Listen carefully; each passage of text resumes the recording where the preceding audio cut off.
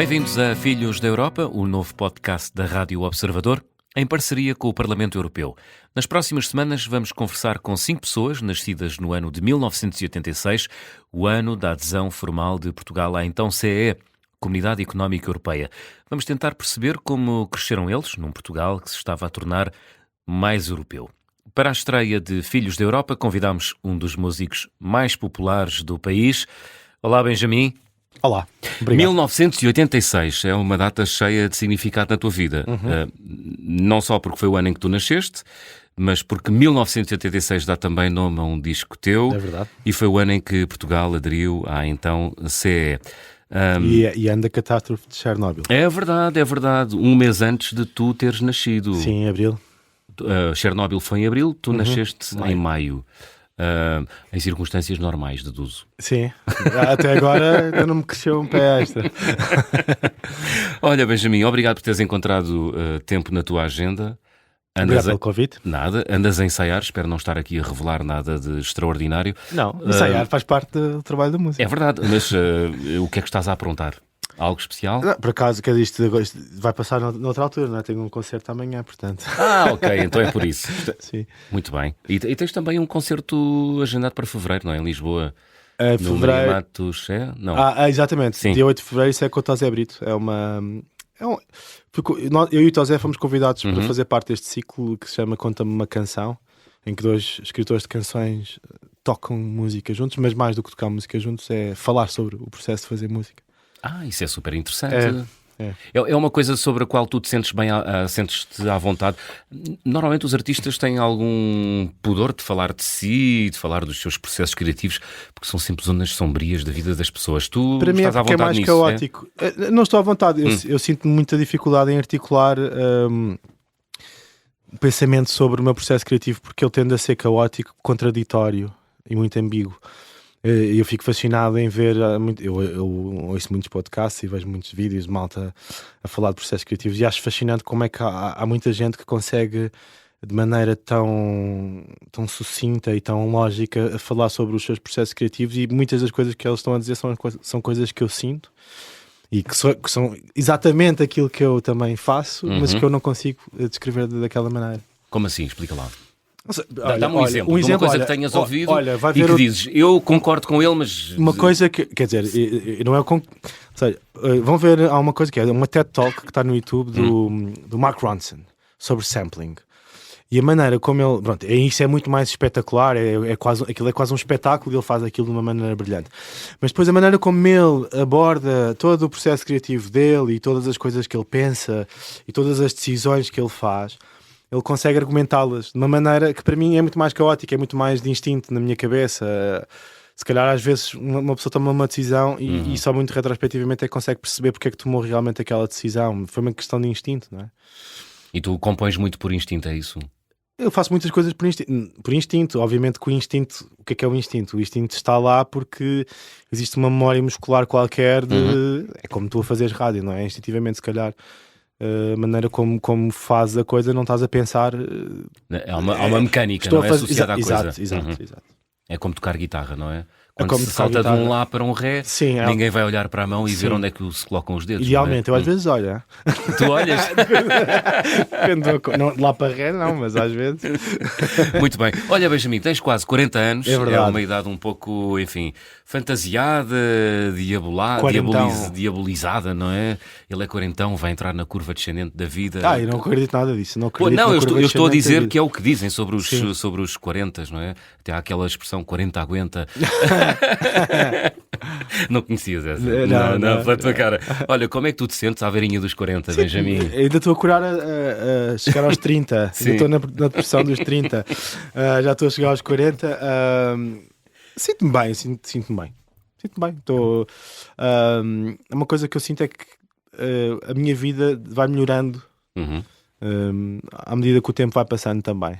Ou seja, eu gosto de apreciar cada momento que eu estou a viver, não é? Já vivi numa casa cheia de gente a partilhar um quarto minúsculo, já vivi sozinho no Alentejo, já vivi sozinho em Lisboa, casei-me, sou uma pessoa feliz no meu casamento, fiz 4 discos. Portanto, todos os momentos da vida eu acho que nós temos que apreciá-los. São fases, não é? São fases. A vida é só fases, portanto... É verdade, nada, e nós não, andamos a saltar de umas para as outras. Não existe nenhum momento em que tu possas dizer eu estou confortável agora e isto vai ficar assim para sempre. Nunca vai acontecer. Portanto, não, ninguém pode garantir isso. Seja aos 40, aos 80, 90, 30... Pronto. Mas sentes que o tempo te deu conforto, não é? Mas também maturidade? Maturidade, sim. Acho que sim. Também há um lado de imaturidade que eu gosto sempre de conservar. Isso é ótimo, não é? Aquela loucura saudável, não é? Sim, é irreverência. Sim. Não querer também aceitar tudo, não é? Pois. Tu consegues fazer este exercício que é a uma fase da tua vida corresponde um disco? Sim, consigo. E é assim que eu faço o meu... É. 2015, Autorádio. Foi o ano em que eu voltei para Lisboa. Pronto, depois há 2 anos antes voltei de Londres. Em 2012 gravei um disco como Walter Benjamin, que era o meu projeto anterior. 2017 o 1986, 2020 Via Extinção, 2024 As Berlengas. E, portanto eu consigo saber onde é que eu estava a viver, como é que eu estava a viver, onde é que eu gravei, como é que era o meu estúdio na altura. Depois eu também gosto... A Catarina, a minha mulher, estava sempre a dizer que... Estava sempre a dizer não, mas ela é que reparou que cada vez que eu entro num processo criativo diferente eu mudo o sítio onde eu estou a trabalhar em casa, ou o meu estúdio, eu mudo tudo de sítio. E ela diz, cada vez que fazes um processo novo tens que mudar o sítio onde estás. Do lugar, sim, é isso? Sim. E portanto, eu também me lembro dessas variações consoante os discos que estava a fazer. Muito bem. Não associas isso a nenhuma marca de móveis, pois não? Não, isso não. Tive a minha fase, enfim, não vou dizer marcas. Não. Então, mas aí agora onde é que te encontras, Benjamin? Em que fase é que tu estás? Estou a fazer um disco novo. Estou a fazer muitos projetos. Afinal há disco novo. Há um disco novo a ser feito. Sim. Dá-me lá uma notícia em Estou a fazer canções. Sim. Estou a fazer canções. O meu último disco foi um disco muito experimental. As Berlengas. E porque estava farto de fazer canções. E depois de estar muito tempo na estrada a tocar esta música mais eletrónica e ter feito este disco, foi um disco bastante difícil de fazer, eu comecei a sentir falta um bocado da simplicidade de fazer músicas, de agarrar uma guitarra e fazer uma canção. E portanto estou neste sítio agora, estou dedicado mais a escrever, menos dedicado a estar dentro do computador a produzir coisas, mas fazer uma produção mais manual. Também, olha, os 40 anos, não é? Começar a sentir que os teus olhos já começam a arder quando estás muito tempo ao computador. Pensar, se calhar não quero estar tanto tempo ao computador, se calhar quero. Back to the roots. Sim, um caderno e uma folha. Sim. Mas isso também faz parte do processo. Eu daqui a 2 anos, se calhar estou a fazer música com o telefone Isto também faz parte do processo criativo não ser sempre igual, não é? Eu gosto de mudar sempre as coisas, gosto de mudar mesmo as colaborações, fazer músicas com outras pessoas. Lancei agora uma canção com o Caio. Ando sempre a fazer muitas coisas. Tenho uma editora, portanto não me faltam projetos e pronto. Tens tenho que ocupar todas as horas do dia, assim. Boa, muito bem. Olha, vamos falar de ti, do teu percurso de vida. Que não é só marcado pela música.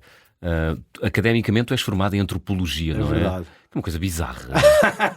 Quer dizer, a antropologia não é bizarra. A bizarra é... Portanto, és antropólogo. Não sou antropólogo. Não sou antropólogo. Nenhuma, nunca na vida. Mas és formado em antropologia, não é? Licenciei-me, nunca fui buscar sequer o diploma. Porque quando acabei o 10º, quer dizer, estudei, não é? Obviamente era esperado que eu fosse tirar um curso.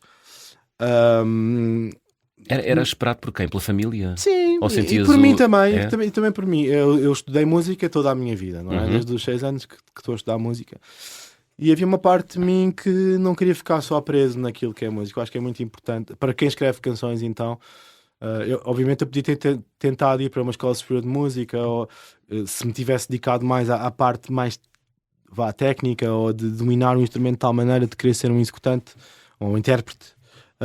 Mas na minha cabeça estava claro que me interessa muito mais escrever canções, trabalhar em produção, tocar com outros músicos, uma coisa um bocadinho menos académica. E a antropologia, eu fui lá parar porque eu não fui um aluno brilhante, e então, média, eu vou dar a contar isto. As pessoas, não podes dizer essas coisas. Conta. Podes contar, mas, claro que sim. basicamente eu fiz uma lista de cursos aos quais eu me candidatei, a topologia estava lá. E foi o que calhou. Não sei se era para aí a segunda ou terceira opção. Foi os exames de 12º ano correram especialmente mal. Correram-te mal e, portanto, não tinhas nota para entrar em Direito, cursos por exemplo. Era uma opção? É uma opção. A primeira opção foi Direito.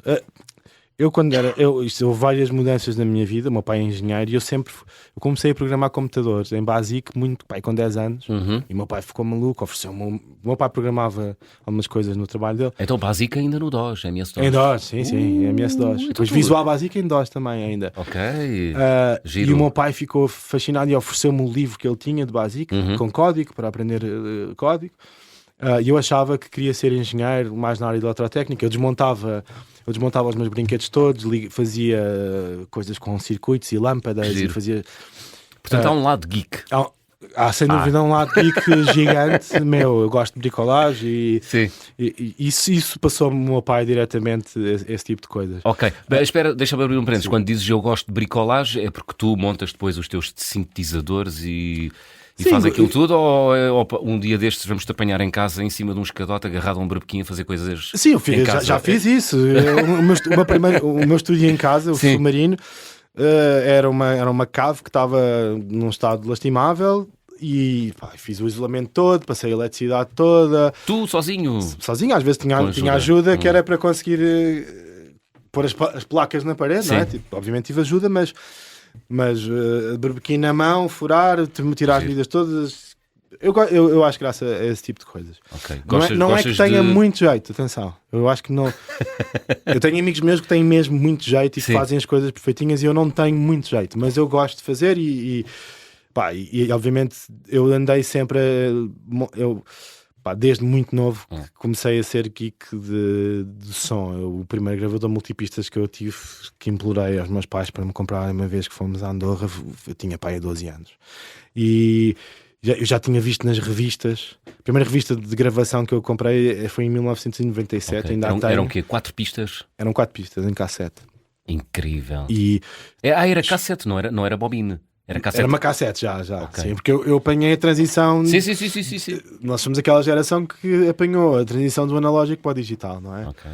E eu, como em 97 tinha 11 anos, já estava a ler sobre gravação analógica e gravação digital. Ou seja, eu apanhei muito essa transição de repente temos um computador em casa que dá para gravar música, por exemplo. Então, portanto, eu comprava os cabos e comprava as placas de som que instalavam. O meu primeiro Pentium 100 eram 2 computadores que o meu pai tinha velhos, que eu fui para a empresa do pai de um amigo meu, que eles eram uma empresa de informática e eles ajudaram-me a montar. Com 2 computadores fiz o meu computador. Incrível. Para conseguir gravar música. Pentium 100 hoje é 100 MHz. É menos do que é muito menos do que um telemóvel. É muito menos que um telemóvel. Muito menos que um telemóvel. Incrível. Windows 95. Ui. 95, sim, na altura. Sim. Porque depois, o primeiro computador que eu tive foi um Amstrad. E depois apareceu o 98, o Windows 98, sim, depois apareceu o XP, depois o 2000, depois o NT Server, enfim. Toda essa Somos muito antigos, pá. E eu sempre gostei muito deste lado de engenharia, não é? Mas na escola percebi que eu também não tinha assim muita...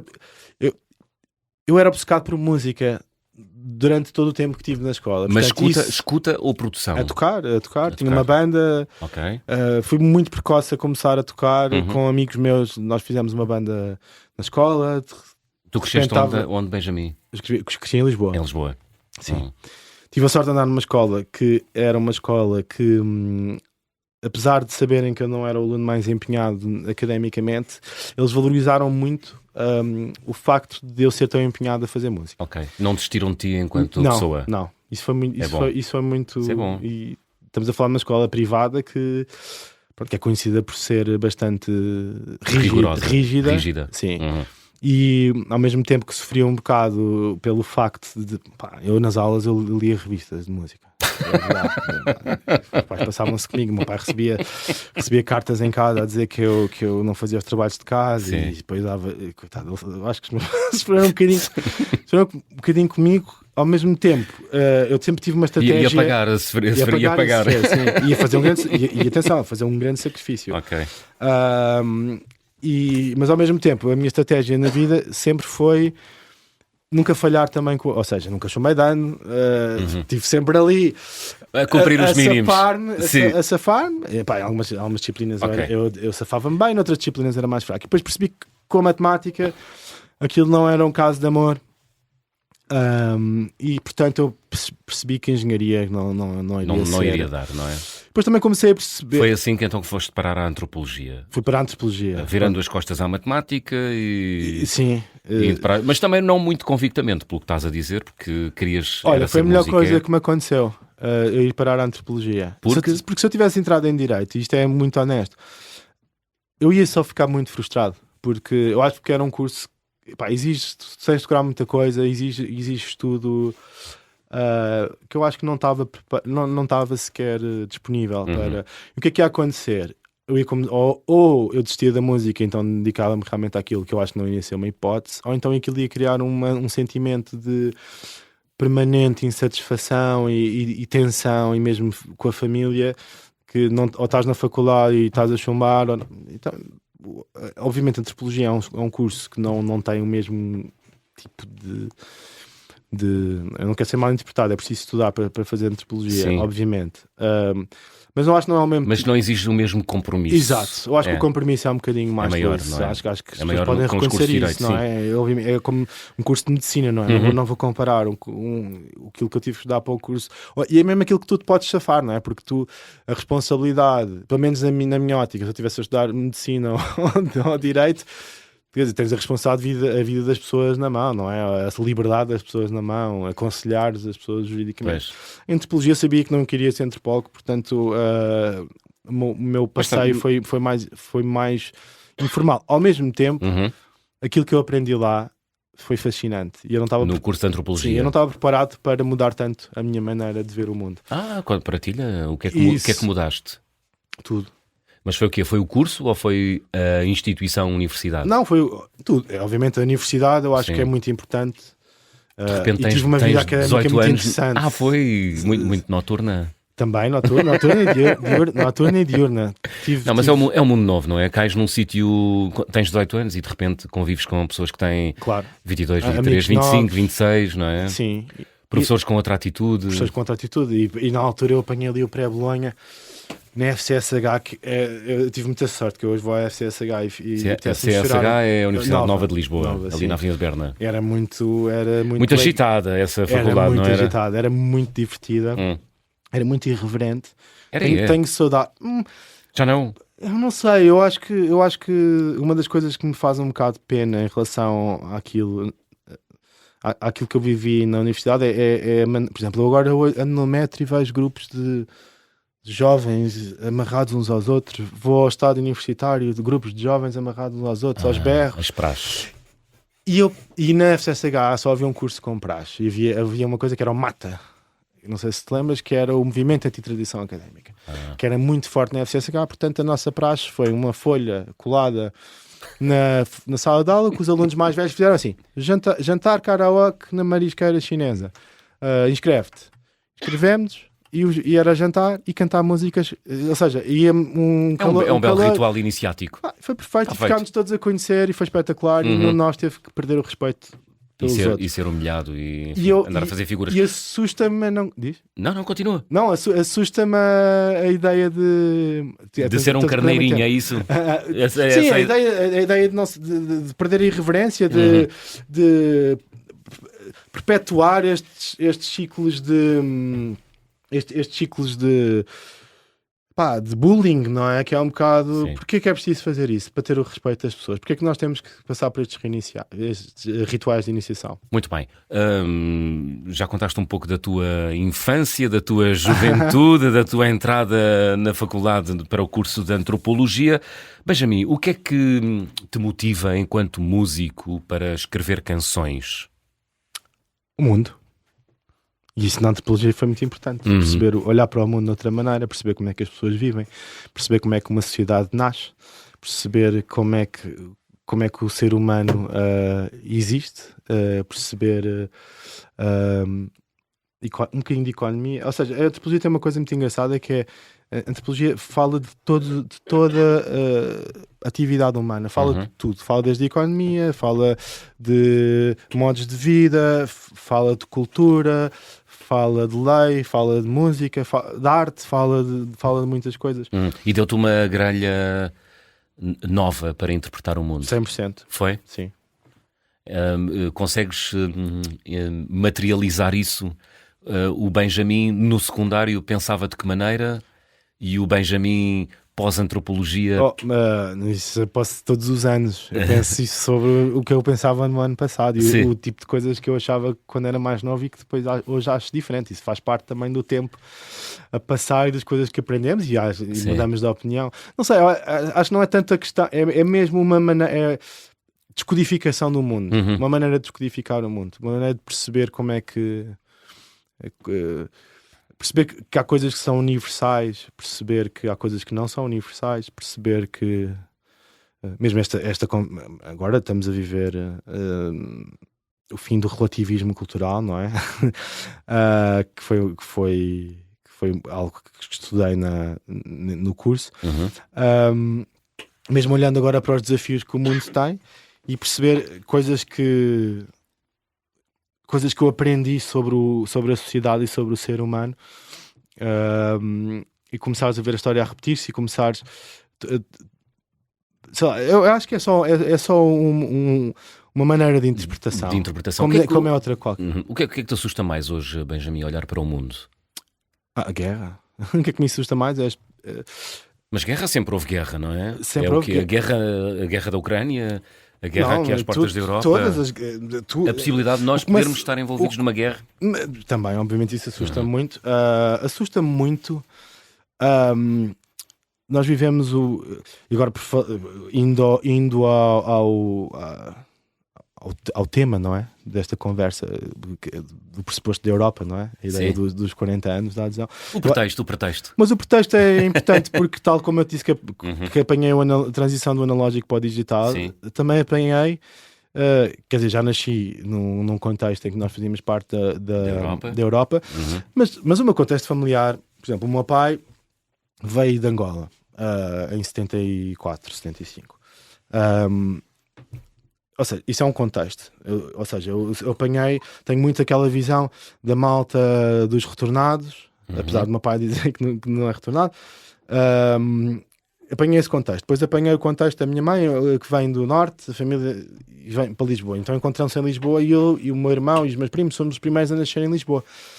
E num contexto dos anos 90 em que de repente Portugal já não é um país, nós ainda éramos um país muito periférico, éramos um país muito isolado. O primeiro Game Boy que o meu irmão recebeu foi porque o padrinho dele trabalhava na TAP e tinha ido aos Estados Unidos e trouxe-lhe um Game Boy, porque era impossível comprar um Game Boy em Portugal.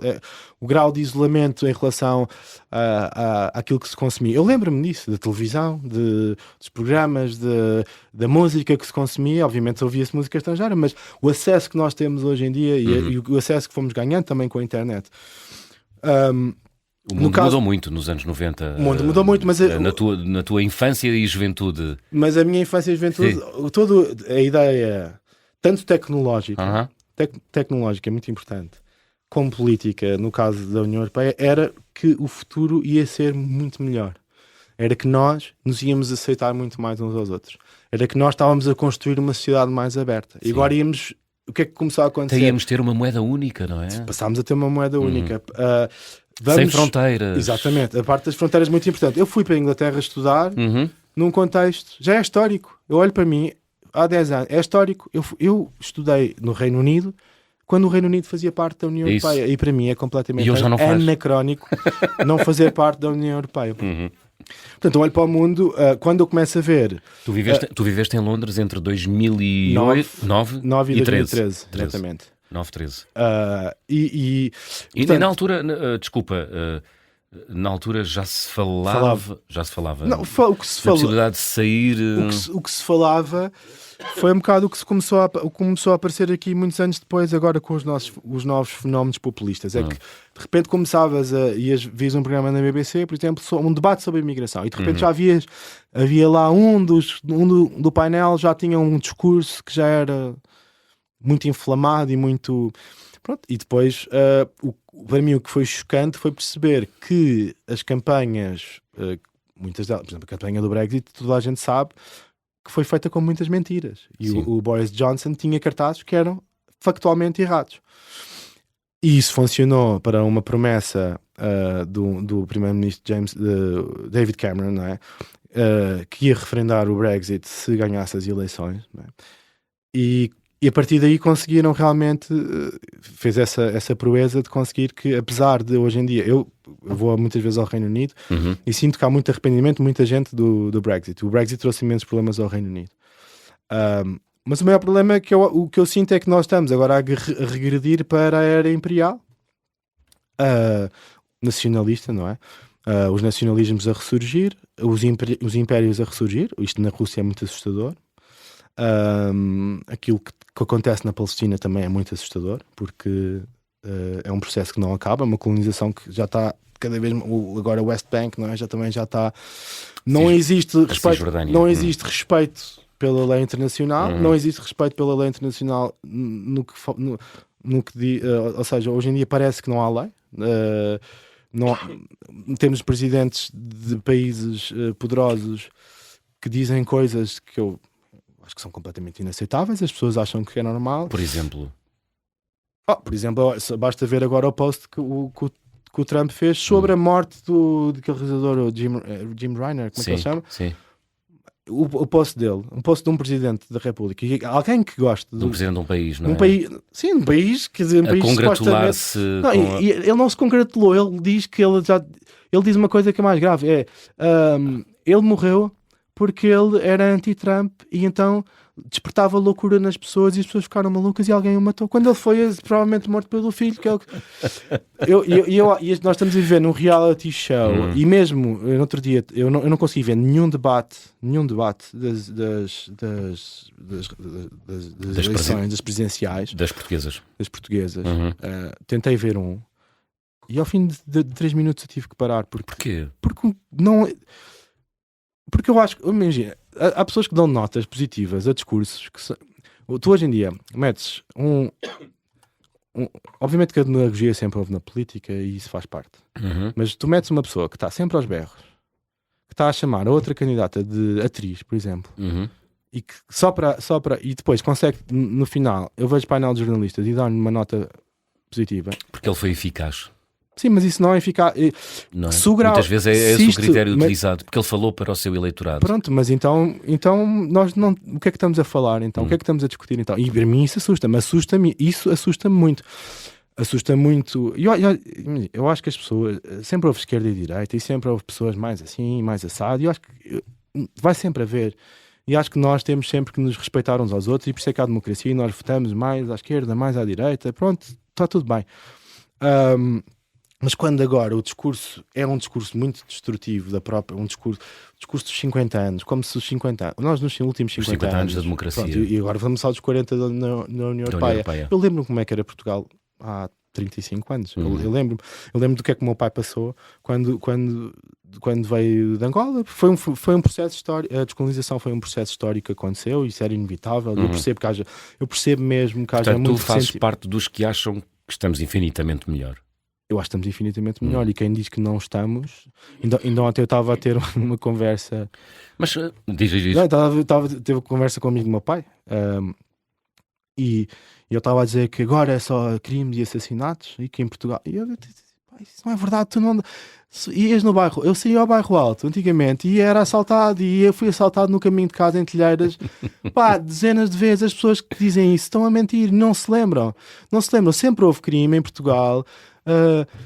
E este discurso anti-imigração. Se calhar é que há mais visibilidade hoje em dia, não é? Mas eu não sei se há mais visibilidade porque havia crime todos os dias, havia assassinatos, havia coisas, houve terrorismo em Portugal. Ainda olha o podcast do Observador sobre na embaixada da Turquia, mais o outro palestiniano que foi no Algarve assassinado.